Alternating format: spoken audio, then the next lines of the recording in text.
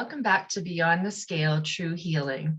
If this is your first time here with us, we welcome you and appreciate you so much for taking the time to watch us talk with guests about their carnivore journeys and share our own experiences as well. Today, we have a fabulous guest, Jessalyn RANDLE. Jessalyn has been such an inspiration to myself, Stephanie, and Claire. She has all of us enraptured with her amazing presence and videos where she shares her carnivore way of life and talks to knowledgeable guests about the science, regenerative farming, exercise, and the list goes on and on. She currently lives in Okinawa, Japan with her husband. We'd like to welcome you, Jessalyn, and thank you so much for being with us today. We'd like to start by asking you to tell us a bit about what led you on your journey. Hi, yeah, thank you for having me. I'm so excited. So I really brief background, I guess, is I found carnivore through the Sean Baker, Joe Rogan podcast. My husband showed it to me, and even though it went against everything I'd ever been taught, I was kind of desperate at that point and was willing to give anything a shot. And it sounded pretty logical when he was explaining it. So I thought, hey, might as well try, and kind of never looked back after that. And I initially started for weight loss, but it cleared my skin. I did lose weight. I lost about 20 pounds. It healed my gut. And it's really helped me like mentally as well. I feel like a completely like new person. Okay, so at the beginning, it was first for weight loss, and the healing was the additional benefits. Mm-hmm. For us, it's a bit the opposite. We start healing, and the weight optimization is one of the additional benefits. Mm-hmm. Can you tell us a little bit more about the way you're doing carnivore? So what are the range of food you're eating, and do you do dairy, do you do sweeteners, like a bit like cover how do you handle your carnivore journey? So on carnivore, I eat meat, some organs occasionally, animal products like eggs. I do have dairy on occasion as well, because I have a YouTube channel with my friend Serena, and we make a lot of carnivore recipes, and a lot of them require dairy. So if I am eating dairy, it's usually because of those recipes, but I don't usually add it in other than that, because I noticed that if I eat too much, I do start to get like breakouts. And we don't have access to raw dairy here in Japan, but I'm really excited to try raw dairy when I get back to the United States, because I heard that it doesn't have the same effect. But yeah, other than that, I drink water. I do drink coffee, so that's probably the only non-carnivore thing that I have in my diet right now. And then I just salt my food, and that's the only seasoning that I use. Okay. Are you practicing the intuitive way of eating on carnivore, or do you track your food? How many times a day do you eat? This kind of stuff. Yes, so I would consider myself an intuitive eater. I always hated counting calories and tracking food, even before I was carnivore. It was not something I enjoyed doing. So when I did become carnivore, I kind of was like, woof, no more tracking, and haven't ever really tracked. The only time I do track is if someone asks me a specific question, and I'll track my food for a little bit so I can have an answer for them, but it's not something I do on a regular basis. I have tried fasting before, and I did enjoy it, but it's a little difficult with my husband's schedule. So when he's home, I won't do fasting. I'll just eat with him. And I typically eat 2 meals a day. That's the standard. That was pretty much the standard since I started carnivore, was about 2 meals. But if I'm hungrier, I'll eat more. If I'm not as hungry, I'll eat less. So yeah, definitely mostly intuitive eating. So you're speaking about your husband. Is he carnivore with you? No, he isn't. he completely believes in carnivore. He's the one that showed me the podcast episode. He understands like the science and everything like that. His job just makes it really difficult to be carnivore. He's in the military and they travel a lot, and it kind of is like whatever country they're in, whatever food's available, that's what they're going to eat. And he doesn't have any health issues really.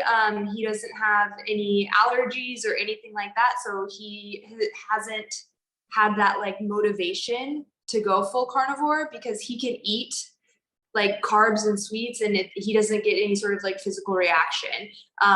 Whereas like if I eat bread, like I couldn't eat gluten before I went carnivore, like I get an immediate reaction to it. So I'm extremely motivated to not eat it. Whereas he doesn't have any of those things, you know, so he still eats whatever he wants. Even when you're sharing the meal, he's having something on the side and sharing the meat, for example? No, so for the most part, when he is home, he will eat like mostly meat with me. A few nights a week or a couple times a week, he'll go and have like a hamburger or something like that and have like the full burger, not just the patties. But in general, when he's eating with me, it's usually just carnivore. But when he has to travel for work, it won't be carnivore. I do understand. And how is it to be carnivore in Japan? Is it more difficult than in the US, or it is easier than in the US? You were speaking about the raw dairy that you cannot have over there. So what about the other food? Yeah, I would say it probably is more difficult just because the United States, you just have access to so much. And even because like there's things here that if I don't have access to it, if I lived in the United States, I could just buy it online and just have it like show up to my house a couple days later. And that's not really a possibility here. It takes much longer for things to get here. And a lot of times things don't ship to Japan, especially because I'm in Okinawa. I'm like on a small island off the coast of Japan. So I'm surviving here. Like it's completely fine being carnivore. You have options, but the options aren't as widespread as if I were in the United States. Like, so I have, there's like one restaurant that's like Japanese barbecue that we can go to. And then we have a butcher that we go to and we get beef. So we have everything we need, but it's just there. Of course, there's just going to be more in America, if that makes sense. Yeah, it makes sense. What we wanted to know as well, okay, we are not as young as you are, and we already have our kids and everything, but do you want to have kids? Do I want to? Yeah. Yes, if it happens, it'll happen. If it doesn't, then it won't. We're not trying, but we're not trying to prevent it. So it's kind of just one of those things that if I get pregnant, I get pregnant. And if you get pregnant and you have kids, are you planning to raise your kids as a carnivore, or are you planning to give the full range of food? Yeah, I would love to raise them as carnivore as possible. I would definitely, that would be a conversation that I would have to have with my husband as far as like what if he's willing to go carnivore, because I think it wouldn't be fair if like at a certain age, if the kid sees their dad eating something, they're probably going to want to eat it as well. So I think that's definitely a conversation that we would need to have. But I don't think that we would ever do like processed or sad. Like I don't think I would never like put my kid in that position of eating a sad diet, and just hopefully just educate them as much as possible so that they can make smart decisions once they get to an age where they're able to choose food for themselves. So as long as possible, I would keep them as carnivore as possible and just educate them to the best of my ability for when they're old enough to do it on their own.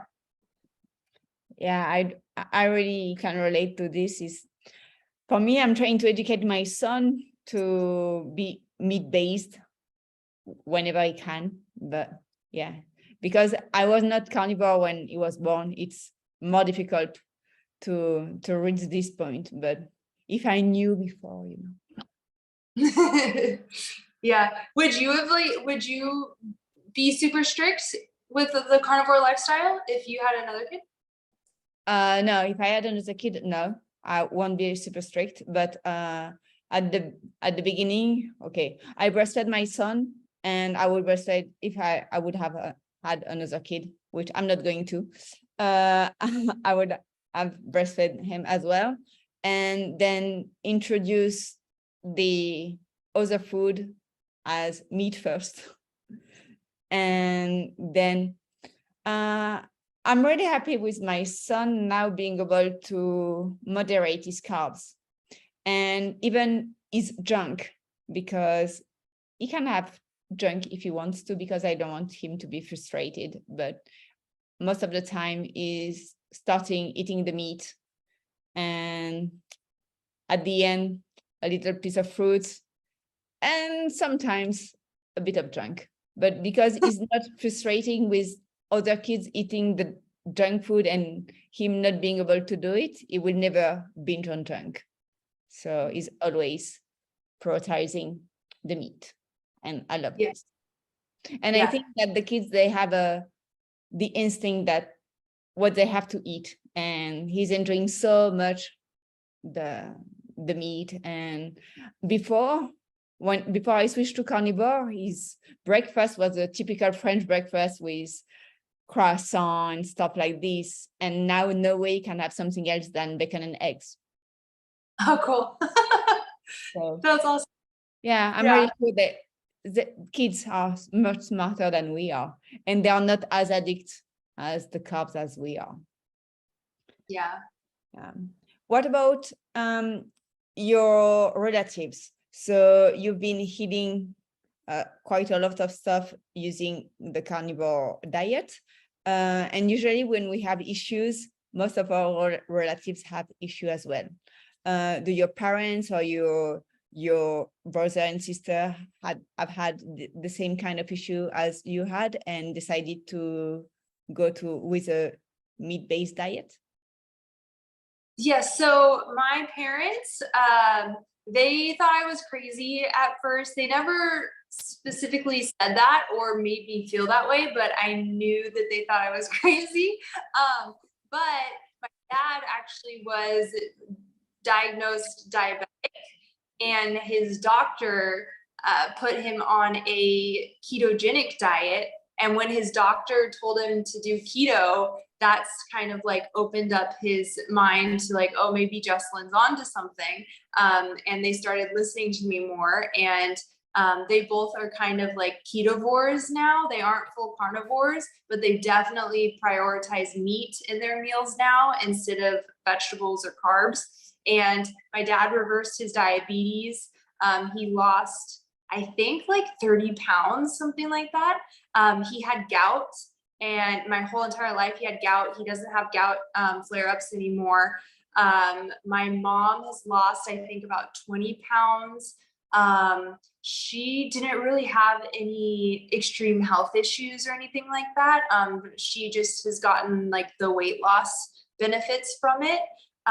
So my parents, they are on board and they fully support what I'm doing and are doing a version of it themselves. My extended family, I'm not extremely close to.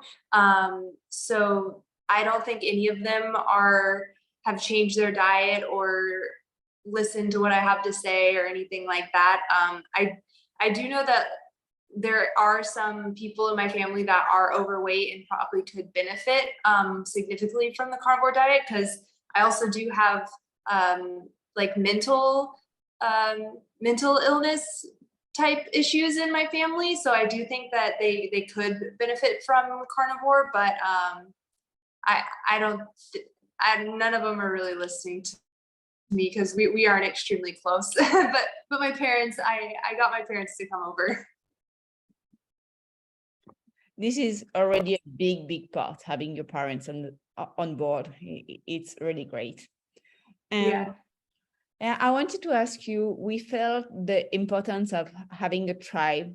And I know that being in France is a bit more difficult, I suppose, that in the US. And I really believe that in Japan is even worse.